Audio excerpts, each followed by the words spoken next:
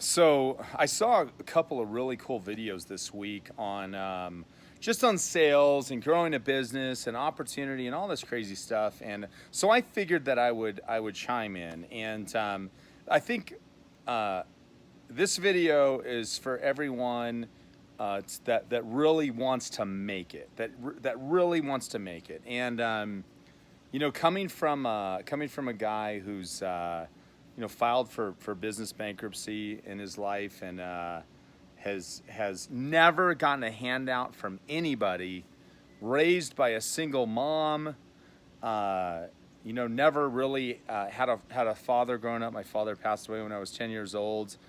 Nobody ever gave me a penny, and nobody ever gave my family a penny, and just growing it from the ground up. So I figured I would chime in, whether it's numbers or whether it's gold, and just give you a couple things to think about for anybody in there that really wants to make it. And just a short video. So I'll do a lot of videos. If you hit the notification bell and you like the videos, I'll share it with you. But I want to give everybody just a couple of tidbits on what it takes to really make it. And it really comes down to a couple things, but the one thing I want to talk about is opportunity versus passion. For a few of you that have passions, fuck your passion. The problem with passion is that it can make people delusional. And that's the brutal truth. It can make people delusional.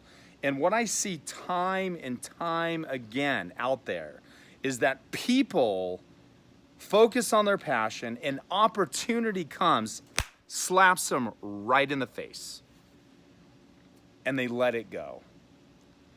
And when I graduated from high school, when my wife graduated from high school, I didn't say I wanted to sell fucking juice. I didn't say I wanted to sell smoothies for the rest of our lives. What I wanted to do is I wanted to be an entrepreneur. And I wanted to do something, yes, that was interesting, but it wasn't necessarily my passion. And it wasn't necessarily my wife's passion. And by grinding it out and by keeping with it and being persistent, we've grown a business that'll do over $3 million this year, very successful. And so, and I don't want to dissuade anybody that has a passion, but, like Mike Rowe in Dirty Jobs said, thousands of people try out for American Idol, man. Thousands of people. And they're told all their lives that you can do it. You can do it. And they get on that stage and they realize they suck at it. And it's a lie. It's a lie. They're lie. There's only a small percentage of people. And like you said, if you want to be an astronaut and that's your passion, and there's only 9 of them in the entire country, what the fuck are you gonna do? Figure it out. And so there's a couple things. Number one, is you got to really look for opportunities. You got to look for opportunities that can make you money. It's the oldest. If you've read the book Think and Grow Rich, if you haven't read it, go buy it. Find a need and fill it. Okay? How many insurance agents do you know? How many real estate agents do you know? There's a lot of money that can be made, but it's a very competitive field.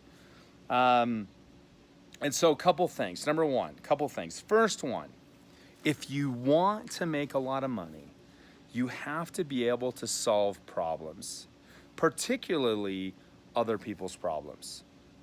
Entrepreneurship, business growth requires interpersonal savvy, requires business acumen, requires strategic planning, requires a lot of different things. Okay, you got to be able to solve problems. All right, IQ versus EQ. We'll talk about that in another one. And you have to be solutions oriented. That's solving problems. When things go wrong, what are you gonna do? All right, and a lot of people like the idea of going out and becoming an entrepreneur, but when it comes to solving problems, they don't know what to do. They stress out, they freak out, they become angry. The majority of problems are people's problems. You've got to be people's coach, priest, mentor, boss, father, mother. Like, you got to be everything to people. And you got to be able to understand that every person that works for you, that every person that you come into business with has their own values that are different than yours.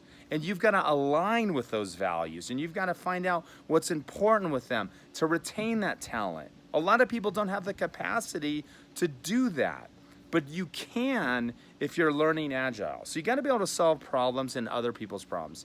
The other thing is this, is your commitment to solving those problems, folks.